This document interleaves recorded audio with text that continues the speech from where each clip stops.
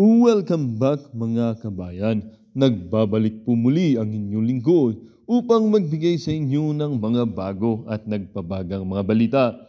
Pagkatapos dati ng issues ni Bantag, mayroon na namang kabalbalan na ginagawa itong mga Bucor. Bumalik na naman ang kanilang mga kahindik-hindik na gawain na tila ba nakakainit ng ulo na kahit sino ang makakaalam sa kubol na pinaggagawa ni Rimulya ay maaasar. Kung inyo pang maaalala ay ang kubol sa Bucor ay nagsimula lang naman nung napalitan na si former President Rodrigo Roa Duterte bilang isang presidente. Lahat ng kabalbalan, drug addict, pangungurap at kung ano-ano pang kahindik-hindik na gawain ay talagang lumalaganap. Tila ba namimiss ng taong bayan ang leadership ni Tatay Digong na siya lagi ang masusunod at kung ano ang kanyang hatol ay yun na, hindi na paiba-iba. Well, para nga sa buong impormasyon, panoorin na ang buong video. At kung bago ka pa lamang sa aking channel, huwag kakalimutang mag-subscribe, pindutin ang notification bell at piliin ang all upang laging maging updated sa mga bago at nagbabagang mga balita. At sa mga solid viewers natin dyan, maraming salamat po sa patuloy na pagtangkilik sa ating channel. Gusto ko yung estilo niya, mga boss, because he seems to get away with his style. Kumbaga, nakakalusot. Ang hirap niyang bitagin. Yon. Ang hirap niyang bitagin. Hindi, si PRRD, yung style na yan, yung ginagawa ni PRRD ngayon, yung ganyan, natural. Pansin nyo, ginagaya yan ng mga ibang politiko. Pangit, di ba? Hindi effective. Yung palamura, yung laging pagalit, yung, di ba? Hindi effective. Kay Tatay Digong effective. Ikaw ang mabibitag. Correct. Kapag sinubukan mo. I find it very amusing, interesting. Ika nga. I'm fascinated by the way he plays around with words and he's having fun. Yun ang masarap doon. Yun. He's playing with words and he's having fun. Bakit? Organic. Natural ni Tatay Digong. Kita mo ngayon, binabanatan siya. Si Tatay Digong, lumambot. Ay, si Tatay Digong, nagbago. Ay, si Tatay Digong, natakot kay Marcos. Ganyan ang bato. Pero tama si Ben Tulfo. He's having fun. Alam niyo kung bakit? Di ba? Bukod dun sa organic, style eh. Alam niya, yung sinabi niyang yun, hindi siya nadulas. Hindi dahil nag-uulyanin. Plinano yung sinabi niya. Hindi yung basta nadulas. At alam niya magiging resulta at kinakagat ng tao. Kaya he's having fun. Kasi yun ang gusto niya mangyari. Kagatin ng tao. Sometimes entertaining, sometimes confusing. Himayin natin. Paano ba natin malalaman kung itong si dating Pangulong Rodrigo Duterte ay nagbibiro o hindi? Yun. Sagutin nyo lang sa utak nyo ha. Paano natin malalaman kung si Tatay Digong nagbibiro o hindi? Paano natin malalaman kung siya ay nagsisinungaling tulad ng sinasabi ng mga kumukontra sa kanya? Totoo bang sinasabi nila na siya ay nagsisimula ng mag-ulyanin? Kapag ang isang tao raw ay nag-ulyanin, the brilliance of the person is starting to fade away. Which means sooner... Which is kabaligtaran. Yung brilliance, yung talino nawawala. Tatay Digong, hindi. Master champion pa rin. Di ba? Tactician. Chess player ang datingan. Paano nyo malalaman kung nagsisinungaling, nagpapatawa, lumalambot? Hindi nyo mabasa si Tatay Digong, di ba? Tanong ko sa inyo, ngayon niya lang ba nangyari yan? na hindi nyo mabasa si Tatay Digong? O dati na? Same, di ba? Dati rin naman hindi mabasa si Tatay Digong. Hindi kumukupas, ganun pa rin. Dati lang, presidente siya, ngayon hindi na presidente. But that exactly, yung brilliance niya. Why? Hindi nyo siya mabasa. Napikon na nga to si Lamas eh. Hindi siya mabasa ng administrasyon. Exactly. Kasi hindi ka magaling na tactician kung basa galaw mo.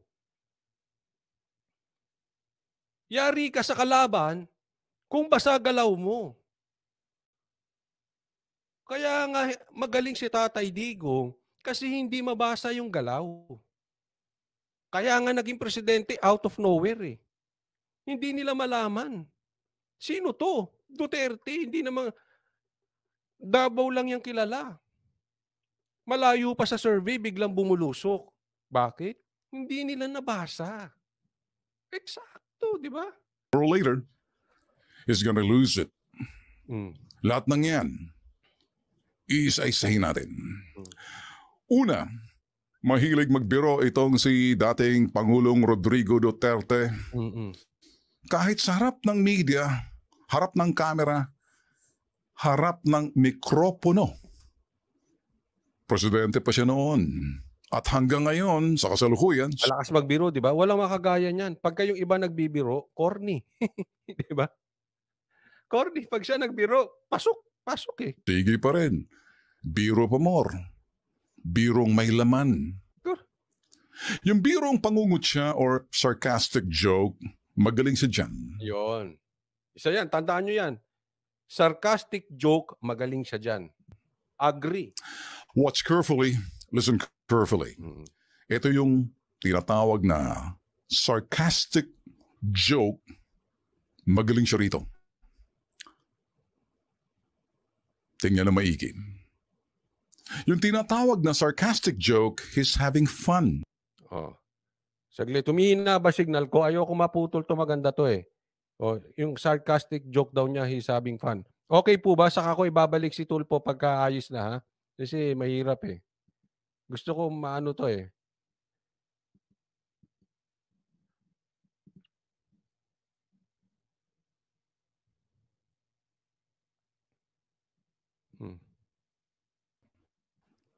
Example.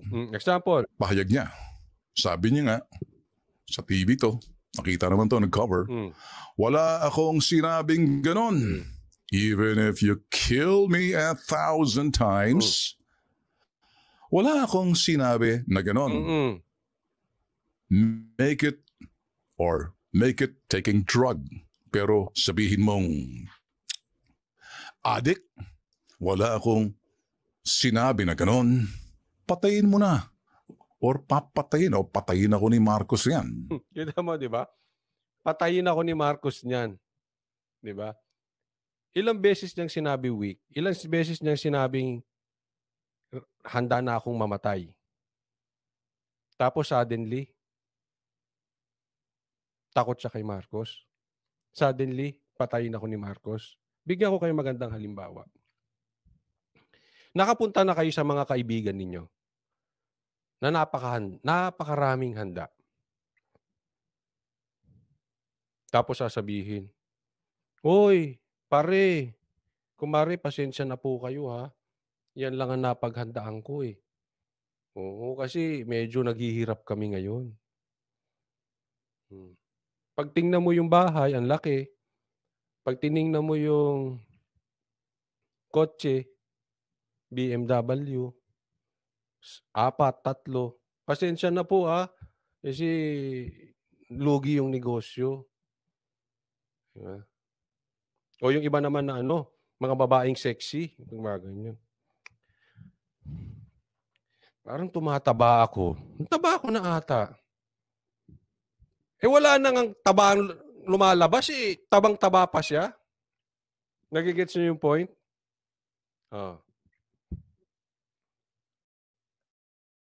Sino bitag? Hirap na hirap daw ang DDS ipaliwanag si Tatay Digong. Sinong nabitag?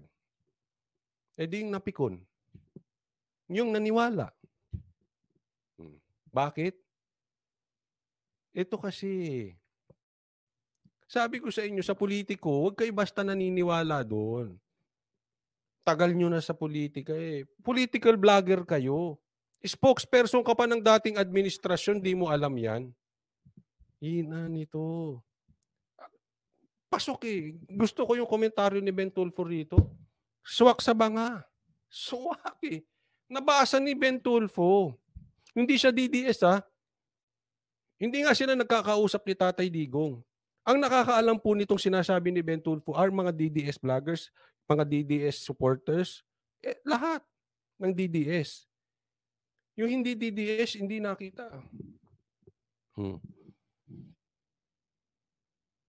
Ito yung mga sinasabi niyang sinusundan lang natin. Maawa ka naman sa akin, matanda na ako. Biglang nakakahawa. Biglang matanda. Dati handa na akong mamatay, matanda na ako.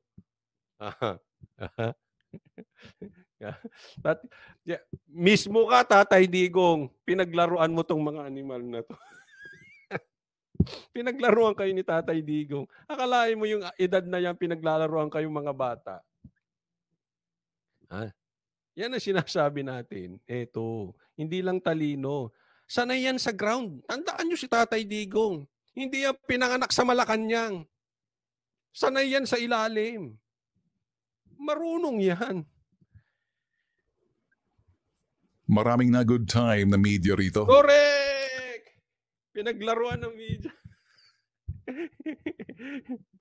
Para sa kanila, balita na to.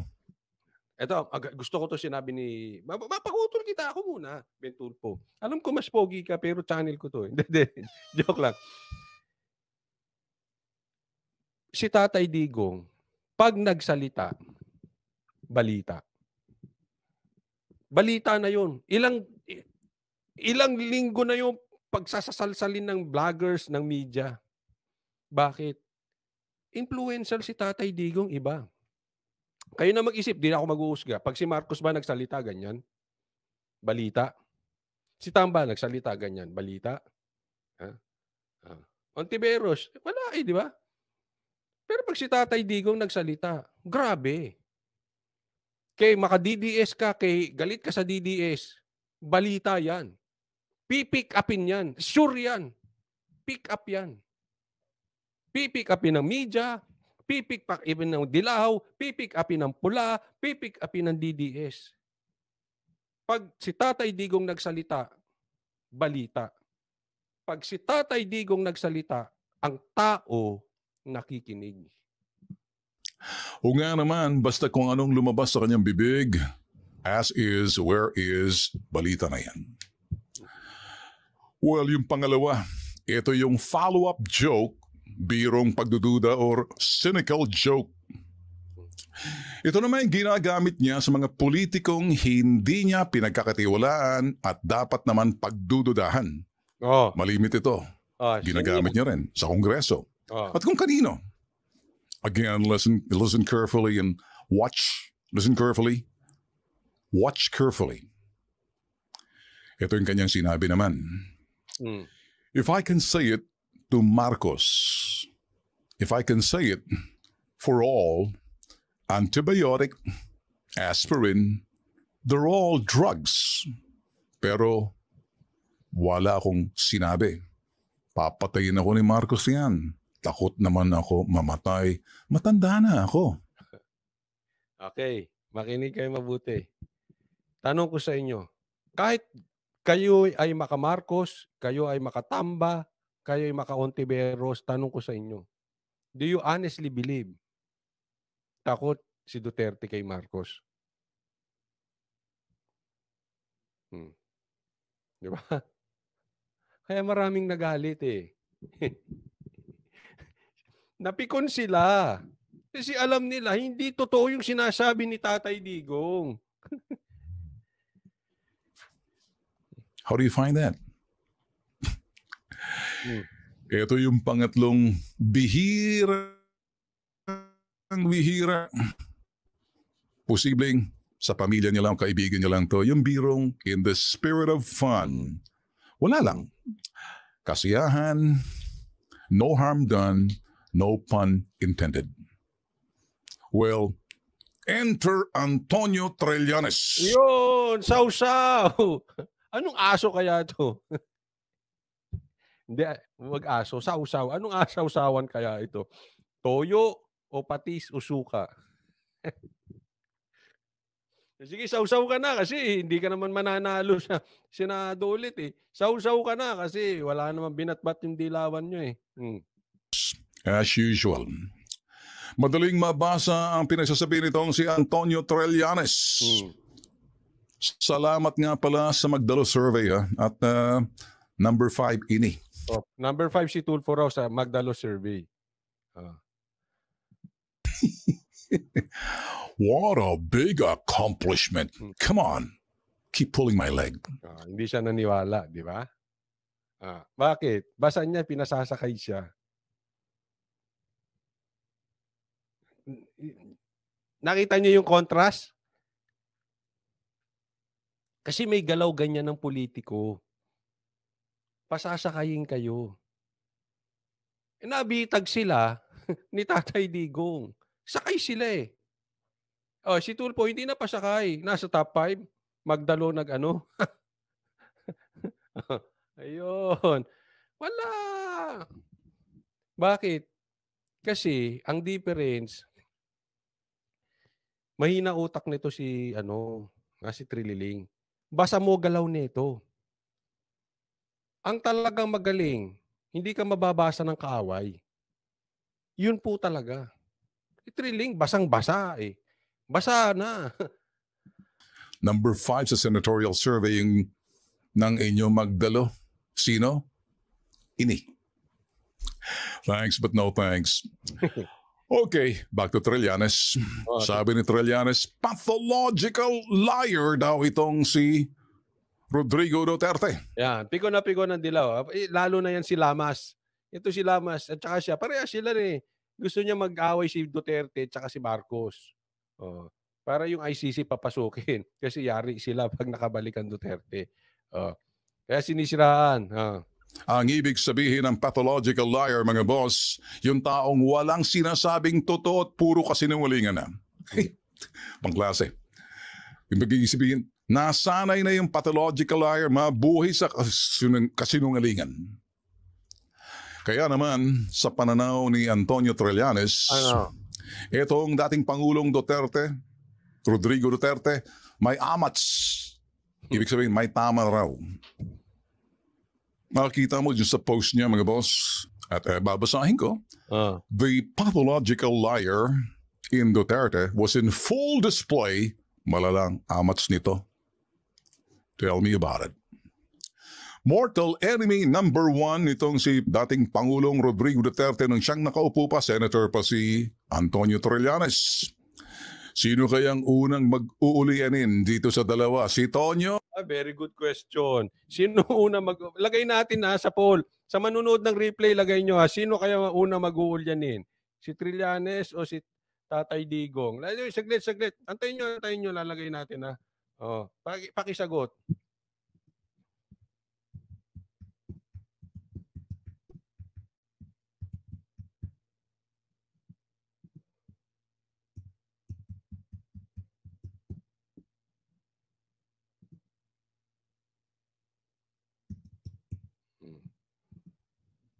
Ayan, sagutin nyo sa poll tsaka sa replay, tsaka sa Facebook, sagutin nyo na lang po din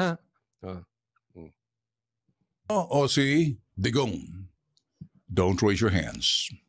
Please, if you know the answer, do not raise your hands so you don't get in trouble. Hindi, pinapoll ko na eh. Kapag tinawag mo ang isang taong pathological liar dahil pilit mong binabasa ang mga palabrang lumalabas sa bibig niya,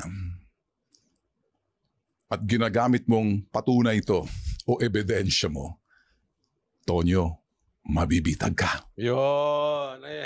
Ibig sabihin, nabitag na. Nabitag. Kasi, kaya mo sinabing pathological liar yan. Kaya mo sinabing sinungaling yan. Kasi binabasa mo lahat. yung sinasabi niya. At yung sinasabi niya, kung ano na yung sinabi niya, yun sa'yo. Hindi po ganun. Hindi po ganun magbasa ng isang tao. Bibigyan ko kayo halimbawa. Halimbawa, isang vlogger, maraming kaso, puro mura ang sinabi. Paniniwalaan niyo yung sinabi? Walang ebidensya? Nagmura lang nagmura? Palipat-lipat ng kampo? Paniniwalaan nyo?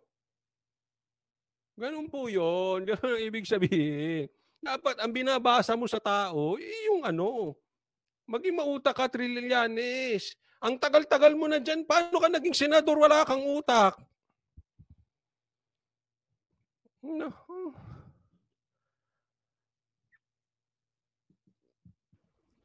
Slow down. Baka nakalimutan mo yung may tinatawag pang white lie. Wala kasi sa bokabularyo ninyo, ikaw particular Tonyo, or iba sa atin. Nag-ibig sabihin ng white lie, pagsisinungaling para hindi ma-offend, masaktan yung tao because you want to be decent and courteous, but still, you're lying. Ginagamit din ito ni dating Pangulong Duterte noon. At so, it's an art of communicating para sa kanya. Sabi nga nung araw, marami nagsasabi, out of the box. Hindi siya templated. Hindi siya yung sinasabing typical na statesman kung tawagin ng iba dahil he's just be himself. May kasabihan, style makes a difference. Every person, they have their own style. One of a kind yan. Si Tatay Digong, one of a kind. Hindi talaga magaya. Siguro ang closest na pwedeng makagaya sa kanya si Basti. Pero wala ako nakakita ng ganyan na kaya niyang laruin yung galit, tapos patawa, tapos binibili. Tapos lahat nakikinig. Kay mura, kay galit, kay puri, kay biro, binibili. One of a kind si Tatay Digong. Pero itong si Tonyo, ikaw Antonio Trillanes, like you listen carefully, nababasa kita ng maigi. Basang-basa ang papel mo sa akin. Ako, Eto si Trillanes wala. Hindi, kumbagat sa hindi sanay sa basa ang galawan niya. Basang-basa. Basang-basa siya. Malayo to. Alam mo na agad kung anong puntirya ni Trillanes eh. 'Di ba? Alam mo na agad. Eto honestly sa mga Duterte, minsan mag-iisip kayo, ano 'yun? Ano 'yun, 'di ba? Tulfo Bitag. Di ko makakalimutan yung sa Senate hearing, yung estilo mong accusatory, prosecutorial ang dating. Nako, lagot Senate hearing yan. Senate hearing. Hindi yung paglilitis sa hukuman. Hindi ka prosecutor, hindi ka piskal. Etong ginagawa niya, mga boss sa akin, hindi ko matandaan. Kaya mas matindi ka, Trillanes. Sanay ka pagdating sa sinasabing pathological lying. That's what you are. Tanda. Ikaw yun eh. Galit sa sariling multo ito si Trillanes. Ano mo, Tonyo? May issue tayong dalawa. Ikaw at ako. Di pa tayo tapos. Well, there's one thing I'll say, mga boss. If there's any... Alam ko issue mo, Trillanes. Ulitin natin yan. Didiinan natin yun. May issue tayong dalawa. Ikaw at ako. Di pa tayo tapos. Naku, lagot ka ngayon. Tandaan mo, ito mag-iingat po tayo sa ganito. Trillanes, hindi pa kayo tapos. Hanggang ngayon, di niya nakakalimutan. Senador ka noon, sila wala sa posisyon. Kaya nga dapat ang isang trabaho lang. Wala namang masamang manita ka. Pero wag mong pe-personalin ng isang tao. Kasi pag pinersonal mo yan, humanda ka. Babaliktad ang mundo. Ngayon, ilan na Tulfo nakaupo? ikaw hindi ka na makakapasok sa Senado. Hindi ka mananalo dun. Pwede sumipsip ka ng sumipsip, mabigyan kang pwesto. Pero elected, malabo ka na dyan sa Senado. Pwede pa. Local. National, wala ka na. Pag nabaliktad ang mundo, tapos ka. Pag nakaupo ulit ang Duterte, good luck sa inyo. Yung mga naninira kay Sara ng personal, yung mga naninira kay Tatay Digong ng personal, yung naninira kay Basti ng personal, good luck sa inyo. Walang masama. Sabihin nyo kung anong mali. Basta may kinalaman sa trabaho. May kinalaman sa sikmura ng bawat Pilipino. Pero pag pinersonal mo yan, lagot kayo. Sahara Lokman Abroad, maraming salamat po. From Saudi, thank you Sahara Lokman Abroad. Thank you sa pagkusang loob at sa pag-sponsor ng live na to. Well, there's one thing I'll say, mga boss. If there's any good news, and the good news is President Bongbong Marcos and former President Rodrigo Duterte is now on the same page. Anong ibig sabihin? Pareho silang pabor sa chacha or charter change at least dito magdudulot ng katahimikan. Dahil hindi na magiging mahabang issue rito. Ako, sa personally, medyo pabor ako sa chacha, pero hindi ako pabor sa timing. Ayoko ng chacha ngayon. Maybe after 2025. But sa ngayon, wala akong tiwala sa mga hawak.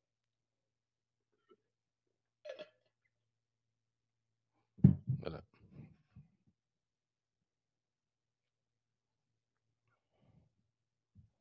Sabi ni BBS Las Vegas, pang barangay kapitan lang yan si Trillanes. Alam mo, maganda to ha. Maganda po itong pangitay na ito kay Ben Tulfo. Tama yung punto niya eh. Kaya kung nung napanood ko, sabi ko, shoot sa banga. Ito talaga, hindi ko sinasabing natalino ako katulad niya.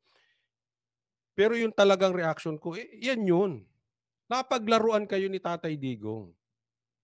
Diba? Naniwala kayo eh. Dati naman yung gawain na yan.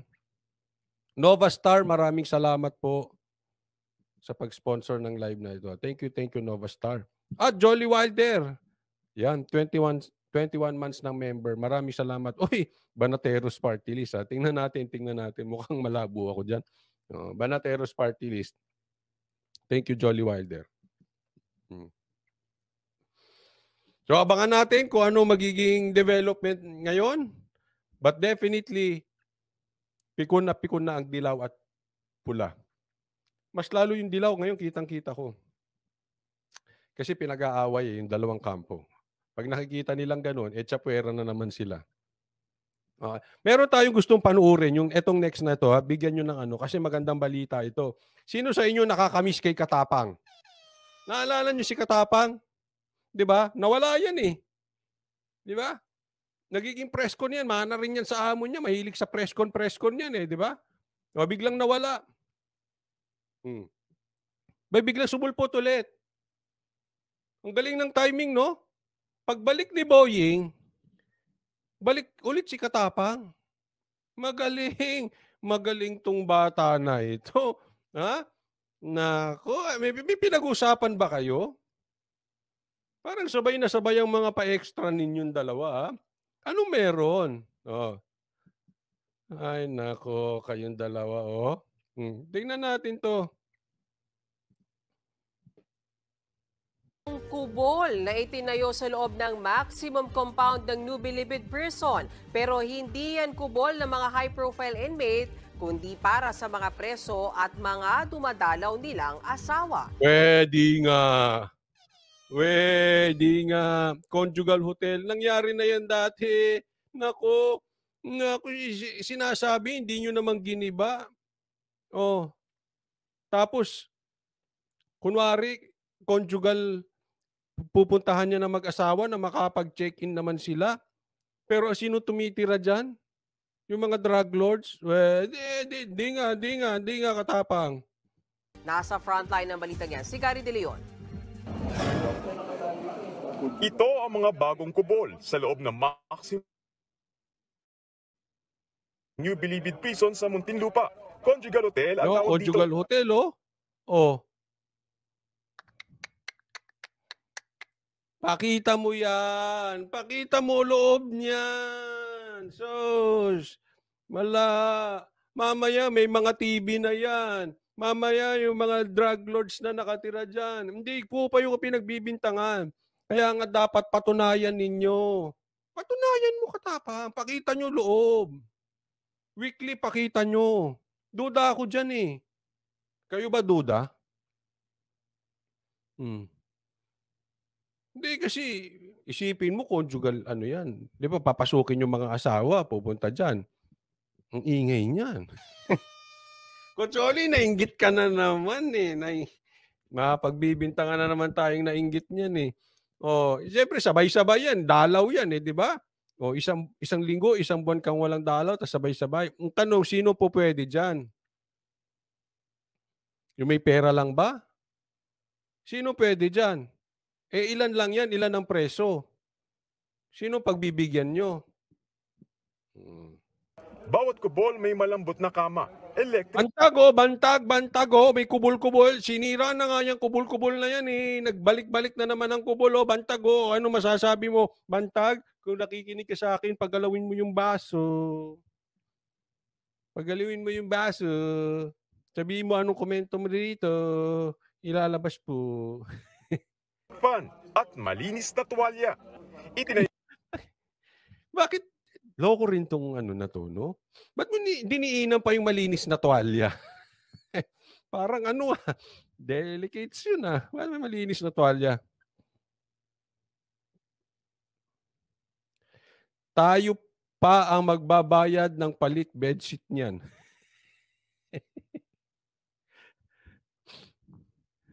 Meron daw din niyang surot at daga.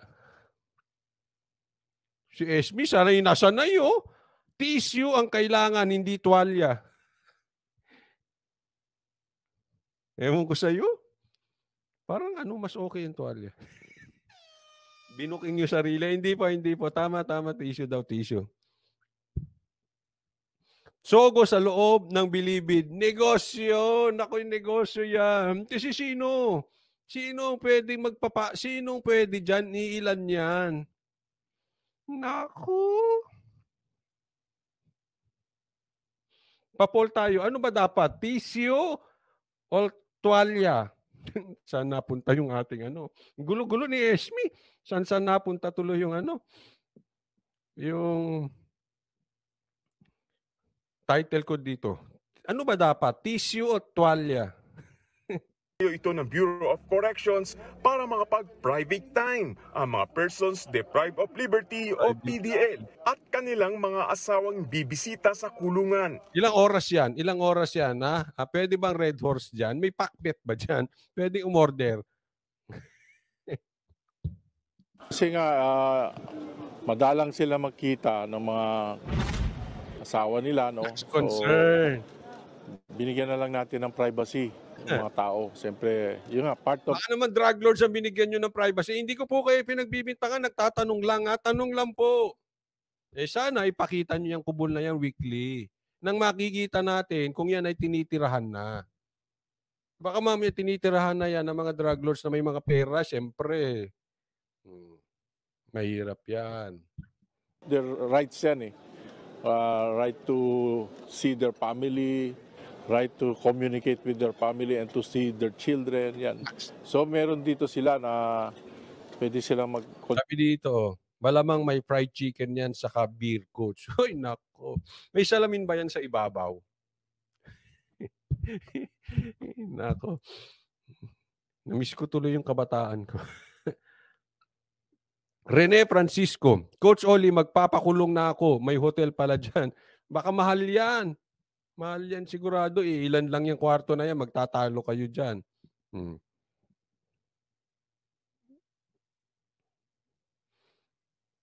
Galing talaga ni Esme. Dapat dim lights. Mukhang sanay na sanay ka, Esme. Mukhang may hugot ka. Conjugal visit. No. Pero yun nga, hindi naman whole day yan. But at the same time, at least nakakasama ng mga mag-asawa, no? Okay, tama sinabi ni Bright Naria. Kahit Baka ngayon lang yan, tapos pagkatapos na interview, papalitan na nila ng appliances yan. Correct. Huwag nyo lagyan ng electric pan niya. Huwag nyo lagyan ng aircon. Hayaan nyo sila magpawis-pawis. Electric pan lang. Hindi kasi pag aircon yan, baka tinitirahan na yan eh. Alam naman natin yung tugtugin na yan. Hindi sa nagbibintang tayo, but that is public knowledge na po. Ha? Ganyan po ang gawain. Kaya nga ginibayan ni Bantag yung kubul-kubul-kubul na yan. Di ba? Yan, dyan din galing yung dating panahon nung nakulong na senador na na gusto maging senador na sip-sip na nakawala. sinong PDL na may asawa, pwedeng gumamit nito, pero by schedule. Kalahating oras lang silang papayagan sa loob. Naku, grabe, paspasan yun. Kalahating oras. Wala na palang kwentuhan yan. Bantag naman. Ay, bantag na. Katapang naman. Bigyan mo naman ng kwentuhan. Nakaka-pressure yun. Anak ko, kawawa naman. Kalahating. Sa bagay, pagka medyo matagal-tagal ka nang walang sexy time, talaga namang yung kalahating oras, talagang ano na yan, ha? Marami ng ganap yan, ha? Oh. Mahal kong Pilipinas, hinahanap si Jonel.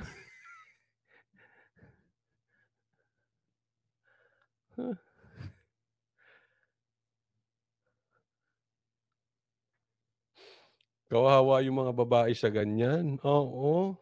Mabilisan yan. Wala man lang lambingan yan. Siyempre may lambingan yan. Parang di oras naman eh.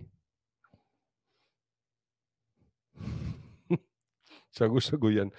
Kayo kung ano-ano na pa yung kiniisip nyo. Nako, magkakasurot dyan. Nako. Hindi, baka yan nga malilinis pa nila eh. Kasi pag alis nila, pasok na yung mga VIP. Para mabigyan din ng tsansa ang ibang mga dalaw. Sigurado naman daw ang privacy dahil may lock ang bawat kubol. Bukod sa conjugal o Delikado talaga, may lock ang kubol. Pang VIP ang datingan na, pang VIP katapang. Nagtatanong lang ha, patunayan nyo sana linggo-linggo may pumupunta dyan. hotel, itinayo rin ang Maxicamp Visiting Area. Isa naman itong playground sa labas ng mga kubol. Para naman sa mga dadalaw na May tanong ako sa iyo, katapang. May tanong lang ako ha. Kasi dami mong nagagawa eh. Meron niyang conjugal visit na yan, kubul-kubul mo na yan, dahil may playground ka pa. Naalala ko dati, sabi mo magkakaroon ng nilaunch nyo pa yun eh. Nilabas nyo pa sa yan ha. Sa mainstream media, may video po yan. Yung sinabi nyo may kadiwa. Hanggang ngayon ba may kadiwa pa rin? O for media purposes lang yun? Katapang, nagtatanong lang po, hindi tayo nagbibintang ha. Kasi gusto kong pumunta ron eh. May kadiwa pa rin ba dyan sa Bucor? O first and last na yun? Pakitang tao nyo lang. Kasi gusto kong puntahan bukas, mabimili ko. May kadiwa pa rin ba ron, katapang? Sahara Lukman Abroad, maraming salamat po ulit. Thank you. Sahara Lukman Abroad. ng mga preso. Kumpleto rin ang pasilidad at may picnic area pa. Layon daw nitong hindi humalo ang mga bata sa iba pang mga bilanggo. Isinentro sa mga pamilya ng PDL ang mga bagong Sabi dito sa Gleta, ang mga inmate dapat magpatayo na agad bago dumating ang asawa para diretsuhan na. Sabi ni Nova Star. Paano mo gagawin yun? Di ba? And kasama mo, siksikan kayo dun sa loob eh. Tapos magpapatayo ka agad. Baka sumabit-sabit. Delikado.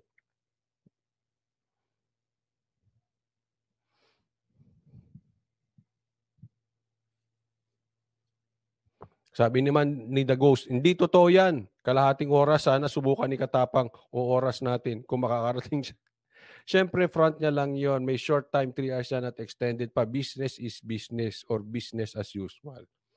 Maraming hindi naniniwala sa iyo, Katapang. Ay, hindi ko po kayo pinagbibintangan. Nagtatanong lang tayo. Baka mamaya. Yun yung sinasabi nila eh. Yang kubol daw lang dyan. Ginagamit ng VIP. But anyway, malay mo, di ba? May makakuha dyan ng video, VIP na gumagamit niyan. Isa pa yun. Magandang ito. Kunwari asawa, yun pala tilapia. Tama si Florinda. Nagtatanong lang, hindi rin tayo nagbibintang, Katapang, ha? Tanong lang. Baka mamaya tilapia yan, hindi asawa eh. No, kasi yan ang sinasabi. Yun yung sinasabi nila. Oo, ginagawa raw negosyo yan, di ba? Lumabas po yung balita na yan. Kaya nga tinatanong natin, may katotohanan ba yun? Kasi may bentahan daw ng tilapia. Nininegosyo. May katkong din, mga commissioner. Di umano. Nangungumisyon doon sa tilapia na ipinapasok. Totoo po ba yun? Tanong ko lang. Baka mamaya hindi naman asawa pa papasukin dyan, tilapia, nagnegosyo lang kayo. Ay, wag ganon. Ha? Jinky Bell, maraming salamat po sa kusang loob at sa pag-sponsor ng live na ito from US. Thank you, Jinky Bell.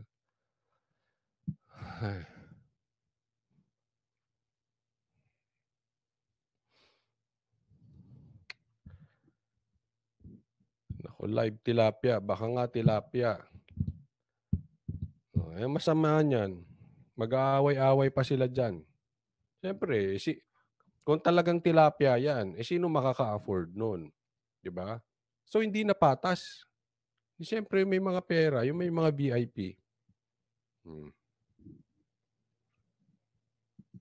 Pasilidad bilang bahagi ng reformation program ng Bucor sa mga PDL at proyekto ng bagong Bucor, Bagong Pilipinas ni Bucor Chief Gregorio Katapang Jr.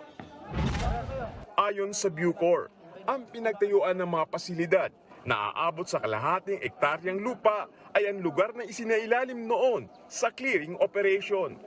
Nasa 300 PDL daw ang makikinabang sa mga bagong pasilidad. So overall, yan part ng reformation nila. Mas mabilis silang magbabagong buhay at makakalaya kung medyo nakita nila pamilya nila, suportado sila ng pamilya, suportado sila ng Bucor. Sa daming aayusin, sa daming programa, sa daming aayusin, ang inuna yung kubol. Meron na ba kayo diyang Kasi di ba yan ang problema dati? Di ba? Walang camera. Walang body cam, walang CCTV. Maraming naging problema dyan, di ba? Meron na ba noon? Talagang una yung prinaject yung kubol-kubol na yan.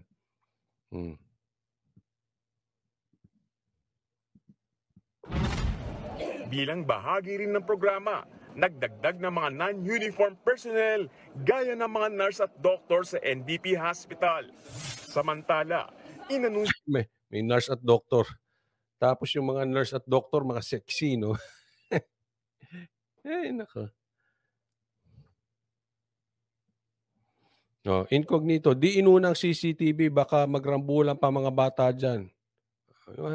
Kaya tanong lang, meron na ba kayong CCTV? Katapang, yan yung iniimbestigahan noon. Meron na ba kayong body cam? Aurea Haway, maraming salamat po ulit. Coach Oli for Peanut and Puppies. Maraming salamat po sa kusang loob at sa pag-sponsor ng live na to. Thank you, Aurea Haway. ng Bucor na higit 700 PDL. Sa napanood niyong video, mga kabayan, ano naman po ang inyong mga opinyon? Ang ating comment section ay bukas para sa inyong mga komento at reaksyon. Huwag kakalimutan, do not let your thoughts left unspoken. As citizen of this country, your opinions matter. Huwag pong mahihiyang magbigay ng inyong mga saloobin, mga kabayan.